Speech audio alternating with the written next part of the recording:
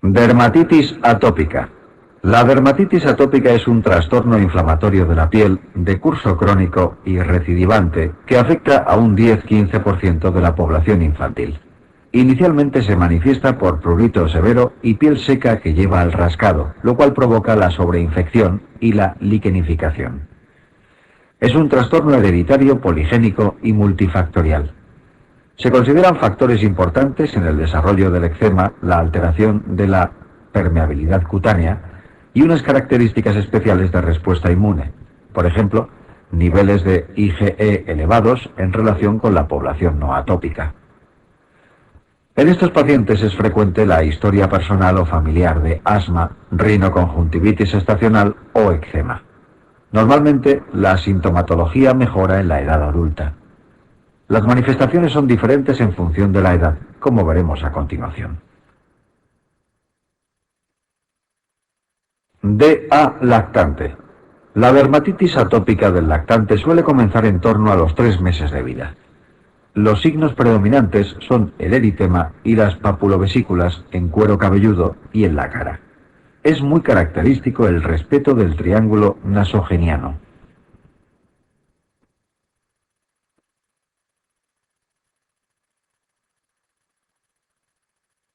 DA infantil. La dermatitis atópica infantil consiste en lesiones secas, liquenificadas, de localización preferente en zona poplítea y pliegue antecubital. En este momento pueden comenzar a aparecer determinados signos de atopia, como la hiperlinealidad palmar mostrada en esta fotografía. Con el paso de los años aparecen manifestaciones más propias del adulto, como lesiones secas, subagudas o crónicas. Las localizaciones más frecuentes son cara y cuello, las flexuras y el dorso de las manos. No obstante, pueden aparecer en muchas otras regiones de la piel. Por otra parte, hay una serie de signos físicos que son más frecuentes en el paciente atópico. Algunos estigmas de atopia serían doble pliegue infraorbitario o signo de Denie-Morgan, signo de Hertoghe o depilación de las colas de las cejas, hiperlinealidad palmar, ya comentada. Las infecciones cutáneas son más graves y frecuentes que en la población general. Asocian con mucha frecuencia serosis cutánea, lo que intensifica el prurito y hace necesario el uso de productos hidratantes para su tratamiento.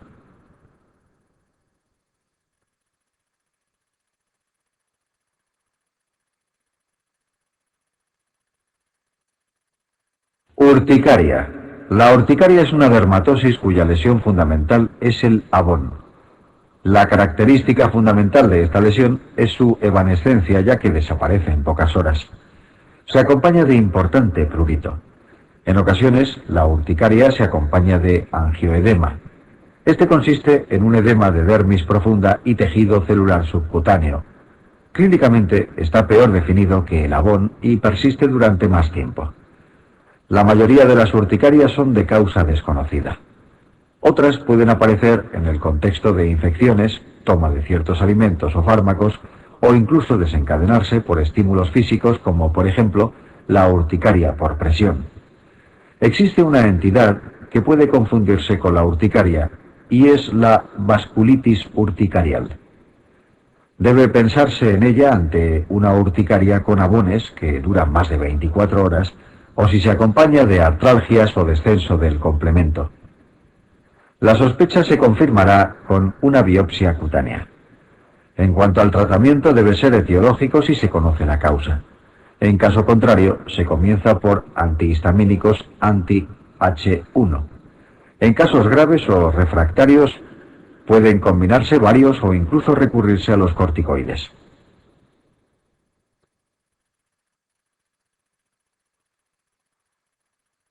Eritema multiforme. En el manual CTO de dermatología puedes encontrar un capítulo sobre toxicodermias. Estas enfermedades no son rentables para el examen, por ser muy numerosas y muy poco preguntadas. De hecho, hasta ahora solo se ha preguntado el eritema multiforme, que por otra parte no siempre es una toxicodermia. Del eritema multiforme debes recordar la lesión clínica típica, que es en diana o en escarapela. En la fotografía de la derecha puedes apreciarla. Cuando además se produce afectación mucosa y del estado general, estaríamos ante un eritema multiforme mayor, también llamado síndrome de Stevens-Johnson. Las diferencias más importantes entre uno y otro puedes verlas en esta diapositiva. De cada uno debes recordar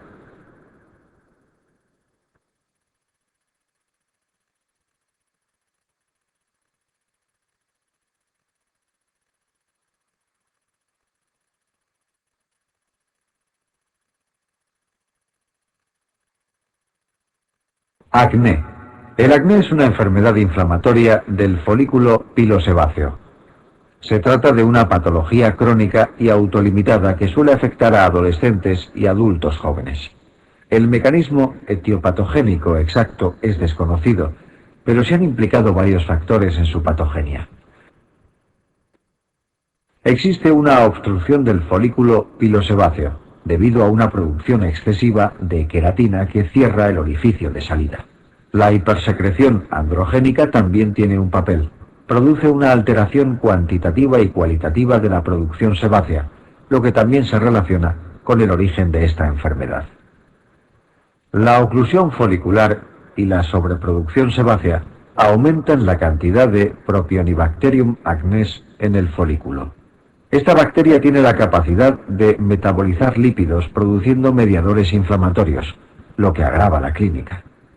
Se han descrito factores que pueden agravar el acné. Algunos de ellos son el estrés, algunos anticonceptivos muy androgénicos, la manipulación de las lesiones y la limpieza excesiva de la cara.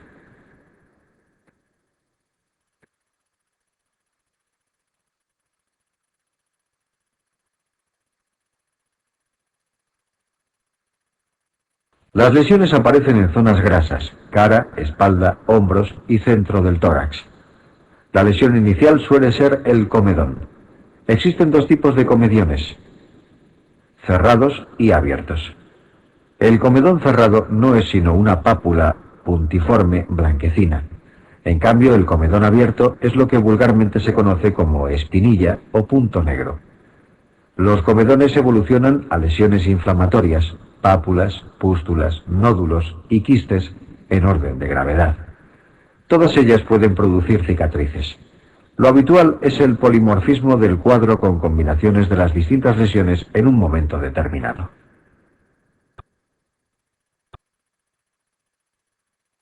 Existen dos formas graves de acné, conglobata y fulminans.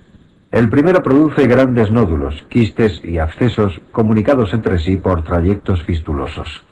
Aparecen preferentemente en tronco y dejan cicatrices hipertróficas. El acné fulminans es similar, añadiendo fiebre, malestar general, leucocitosis y aumento de la VSG. Existen algunas formas especiales de acné. Por ejemplo, el acné farmacológico suele ser monomorfo y sin comedones. El acné estival, a diferencia del vulgar, produce lesiones monomorfas. Por último, existen algunos tipos de acné con un desencadenante claro, como el acné cosmético o el ocupacional.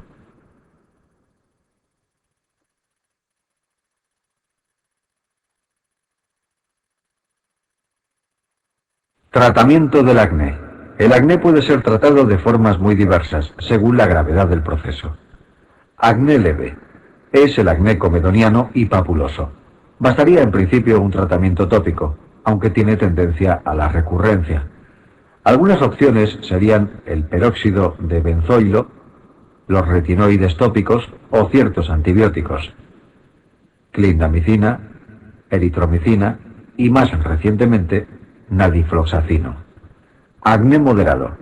Sería el papulopustuloso y nódulo quístico. En estos casos se prefiere el tratamiento oral.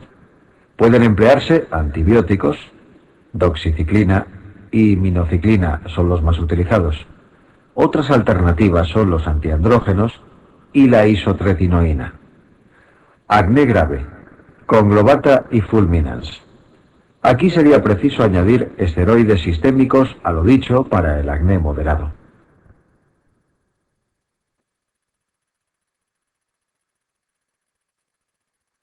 Hay que prestar especial atención a la isotretinoína. Es un derivado de la vitamina A que inhibe la secreción sebácea.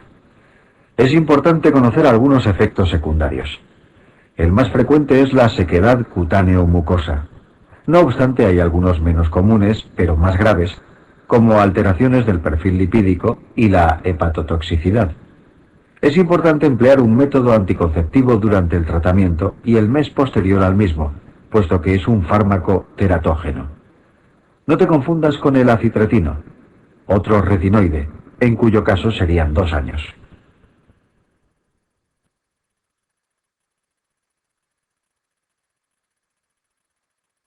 Rosácea. La rosácea es una enfermedad crónica de patogenia desconocida. Se caracteriza por la aparición de lesiones acneiformes en la cara. Afecta más a mujeres entre los 30 y los 50 años, como se aprecia en esta imagen. Su patogenia es desconocida, pero se han implicado diversos factores. Quizá los más importantes sean la labilidad vasomotora y la infección por Demodex folliculorum. No obstante, también se han implicado algunas enfermedades gastrointestinales, así como cierta predisposición genética. Incluso está en discusión un posible papel de Helicobacter pylori, que aún no está bien esclarecido.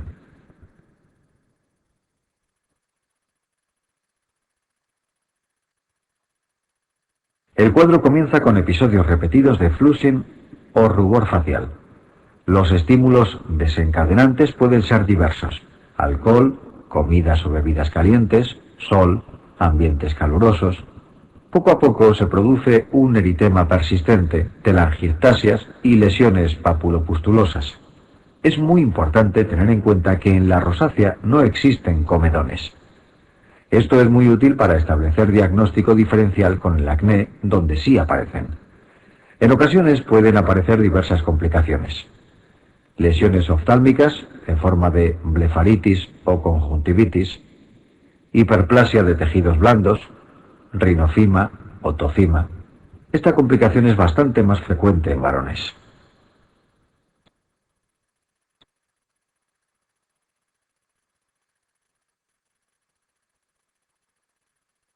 Tratamiento de la rosácea. El tratamiento de la rosácea, igual que el del acné, puede ser distinto en función de la severidad. Para evitar las crisis de rubor facial, es importante evitar estímulos vasodilatadores como el alcohol y las bebidas calientes. El café también ha sido implicado en esto, pero parece deberse más a la temperatura de la bebida que al propio café en sí. En casos leves moderados puede ser suficiente con metronidazol tópico. El ácido acelaico, también en forma tópica, es útil contra la rosácea. No obstante, si estas medidas no son suficientes, estaría indicada la utilización de antibióticos sistémicos como las tetraciclinas orales. En casos severos o refractarios a estas medidas, el siguiente paso sería recurrir a la isotretinoína.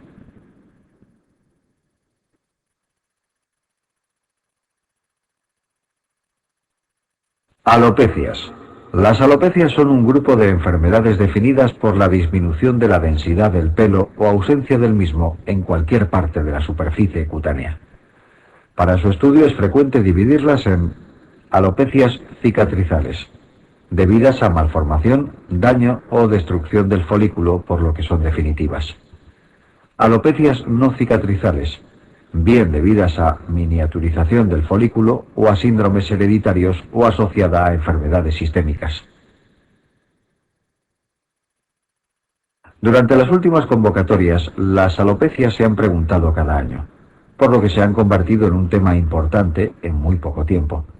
Te hemos señalado en verde las que han sido motivo directo de pregunta, pero debes aprenderlas todas.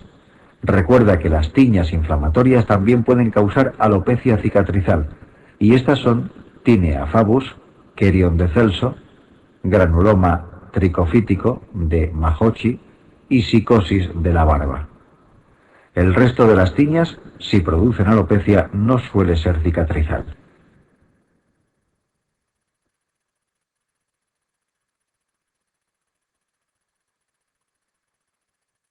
Grupo de los pénfigos. Con este esquema damos paso a un tema nuevo: las enfermedades ampollosas autoinmunes. El motivo exacto de su aparición es desconocido. Consisten en que se producen anticuerpos contra determinados antígenos de dermis o epidermis, surgiendo ampollas como consecuencia de esta agresión inmunológica. Es importante saber distinguir como punto de partida el concepto de pénfigo del de pemfigoide.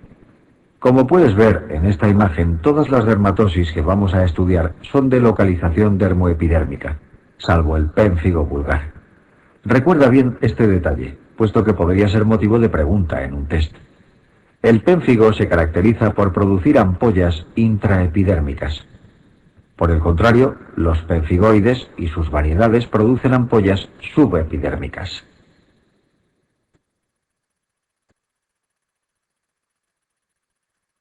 Este hecho está en relación con la presencia o ausencia del llamado signo de Nikolsky.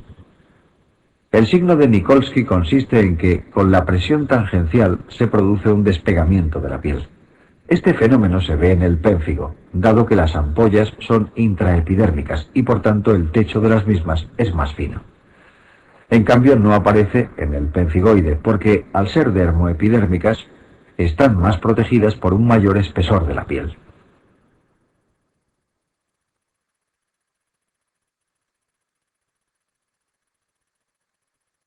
Pénfigo vulgar. Esta diapositiva resume las características fundamentales del pénfigo vulgar. Las ampollas son intraepidérmicas, como ya hemos explicado. Como consecuencia de ello son flácidas y con signo de Nikolsky positivo. Es muy habitual la afectación mucosa, hasta el punto de verse en casi todos los pacientes. Las ampollas, por otra parte, surgen sobre piel aparentemente normal. Esta es una diferencia importante respecto al pemfigoide ampolloso, en el que surgen sobre una base urticarial.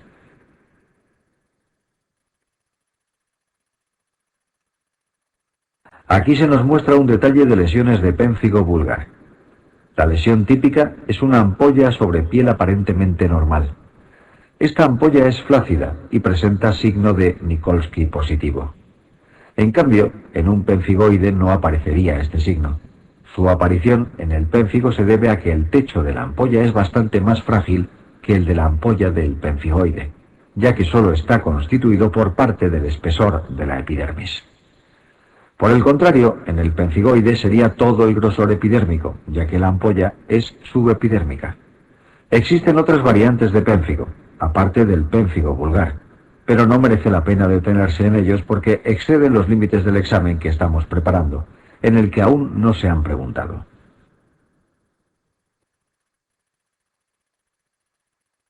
Afectación de mucosa oral en el pénfigo vulgar.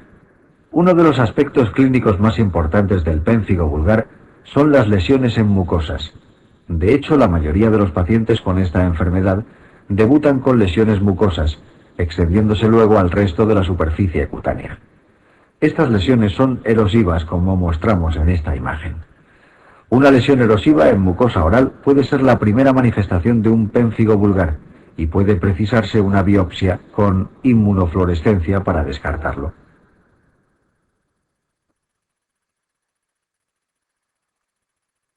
Esta imagen nos muestra una biopsia de pénfigo vulgar sobre la que se ha realizado inmunofluorescencia directa.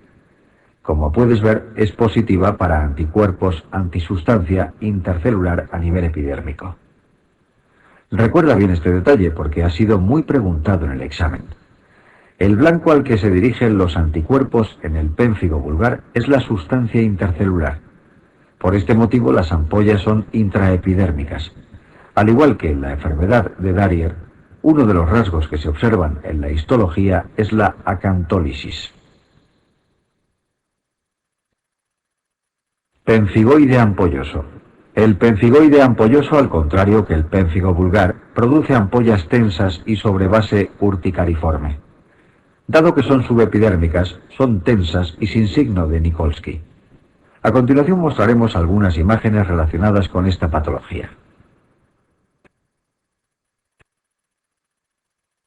En estas fotos puede apreciarse un caso de pemfigoide ampolloso en fases iniciales.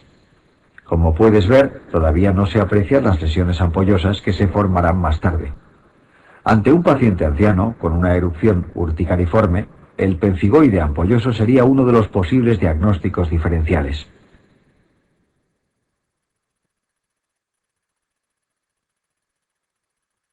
En cambio, en esta imagen ya pueden verse las primeras ampollas.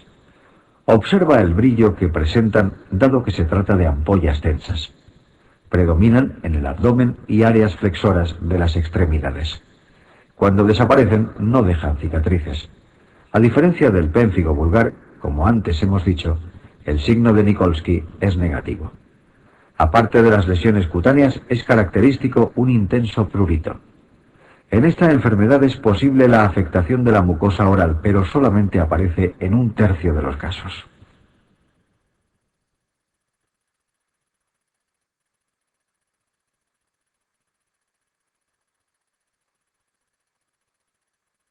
Pénfigo versus pemfigoide. Esta tabla resume algunos aspectos diferenciales entre pénfigo vulgar y pemfigoide ampolloso. Es muy importante que sepas distinguir muy bien estas dos enfermedades, puesto que suelen ser preguntadas como caso clínico. Resumimos los aspectos más importantes del tema una vez más. En el pénfigo vulgar, el paciente es más joven, 40-50 años, mientras que el pemfigoide ampolloso es más propio del anciano. Las ampollas del pénfigo vulgar son intraepidérmicas, lo que justifica la flacidez y fragilidad de la ampolla, así como el signo de Nikolsky. En el pemfigoide, las características de las ampollas son opuestas. Por otra parte, las ampollas del pénfigo aparecen sobre piel aparentemente sana. En el pemfigoide, la base es urticariforme. En la fotografía de la izquierda se muestra una imagen histológica de otra variante de pénfigo, que es el pénfigo eritematoso.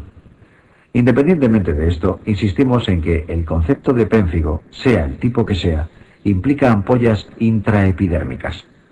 El tratamiento de estas dos enfermedades se realiza mediante corticoides sistémicos. En el caso del pénfigo vulgar, al ser bastante más grave, puede precisar dosis más altas y durante más tiempo.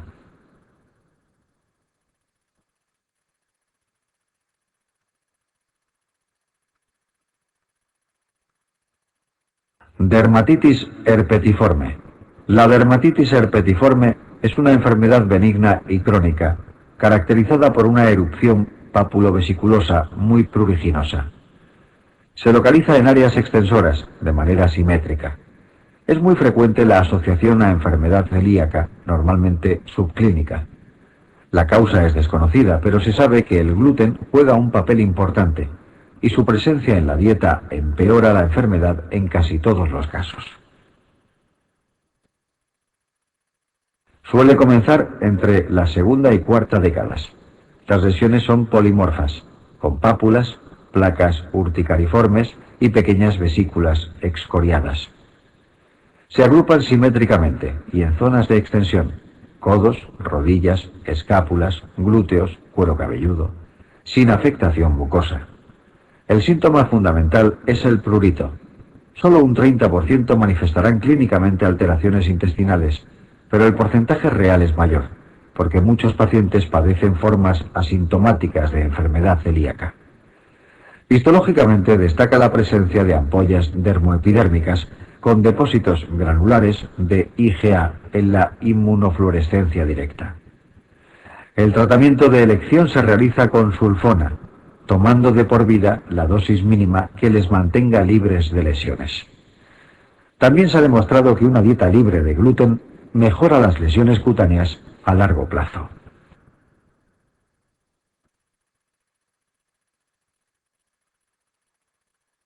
Herpes gestationis. El herpes gestationis es una enfermedad ampollosa subepidérmica autoinmune de aparición en el embarazo y posparto. Se deben a la presencia de IgG dirigida contra la membrana basal. Los anticuerpos de tipo IgG pueden atravesar la placenta, por lo que es posible que el recién nacido presente alguna lesión cutánea. Clínicamente se caracteriza por los siguientes hechos. Aparece durante el segundo o tercer trimestre de la gestación. Consiste en una erupción papulovesiculosa muy pruriginosa. Es polimorfa, pudiendo haber desde lesiones abonosas hasta importantes ampollas. Localización preferentemente abdominal. Después se extiende al resto de la piel. La afectación mucosa es excepcional. El brote puede ser autolimitado, pero es frecuente que recidive en el posparto con la toma de anticonceptivos o en embarazos sucesivos. El tratamiento consiste en la administración de prednisona u otro esteroide sistémico. Los antihistamínicos ayudan a controlar el prurito.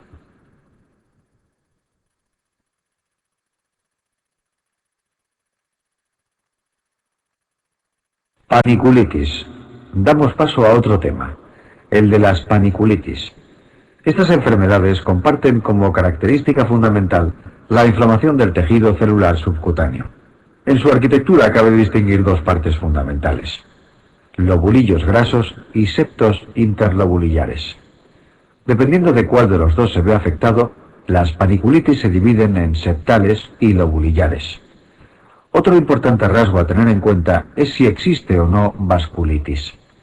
La clasificación de las paniculitis es, por tanto, histológica, puesto que para distinguir estos aspectos hace falta una biopsia cutánea. Clínicamente, la lesión elemental de las paniculitis es el nódulo. Esta lesión es dérmica o hipodérmica, bien circunscrita y se palpa mejor que se ve.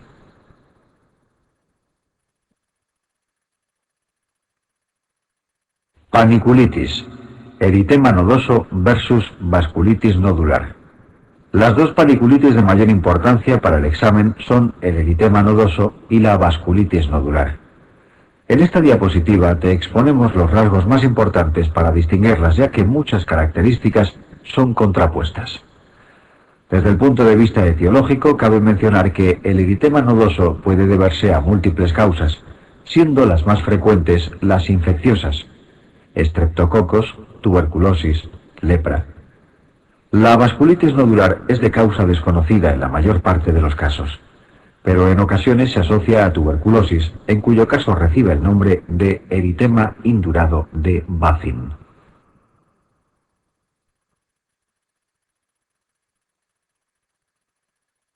Eritema nodoso. La paniculitis más frecuente que existe es el eritema nodoso. Es importante recordar los siguientes aspectos sobre esta enfermedad.